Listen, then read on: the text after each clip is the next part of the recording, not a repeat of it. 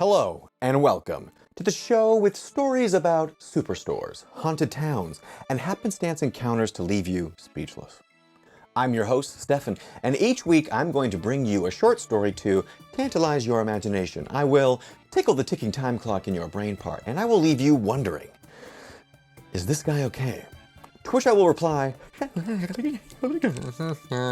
which loosely translates to, it depends on who you ask. But before we begin, do not forget to do the big three, the infinity trinity, the triplet supreme.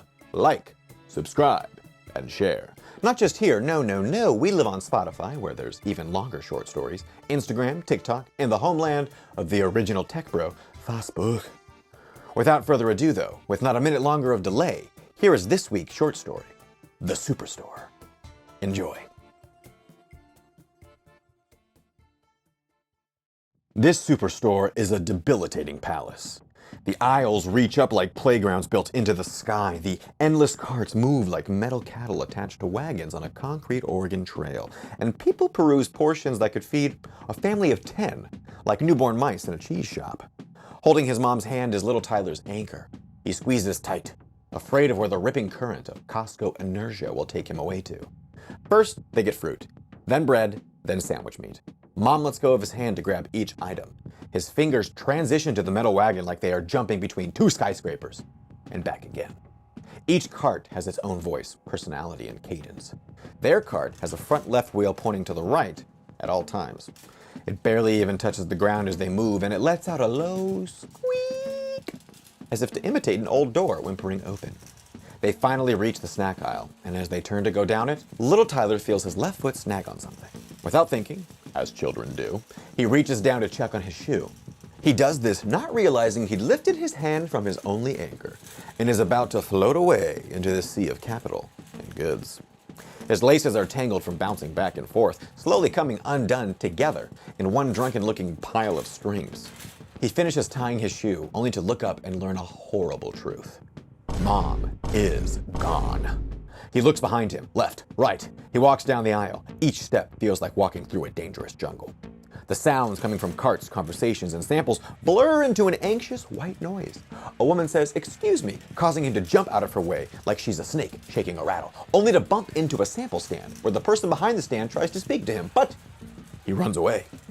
With zero directional confidence, his feet are merely going through the motion. Finally, pausing to look around, allows his blood to slow down its ever-increasing speed through his little veins. He looks up and for the first time, stops to take in how absurd the boxes on each shelf are.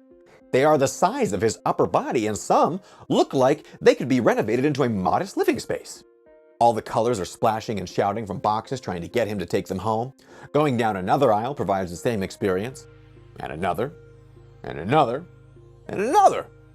Each aisle is as big and loud as the next. Instead of looking down now, he's looking up and around. Awe is replacing worry, and curiosity is replacing fear.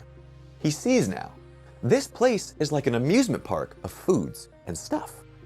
Now that he's stopped to think about this, he can think of nothing else. He quickly finds a giant display bed and runs to it, jumping into the fluffy comforter and letting the squishy bed catch his fall.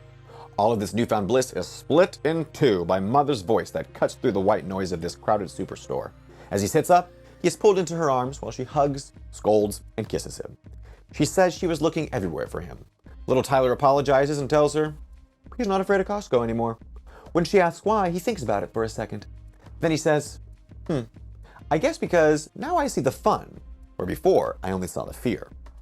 She kisses his cheek again and makes the genius suggestion of stopping by the food court for a much-needed bite. For the first time ever, little Tyler is eager for their next trip to this gigantic product playground. Have you ever been lost in a superstore, or someone you know been lost in a superstore? What was it like? What store was it? How'd you get out, or how'd you get found? Share it down below, and if you do, I might share it above. And I'll see you next time on Short Stories with Stefan.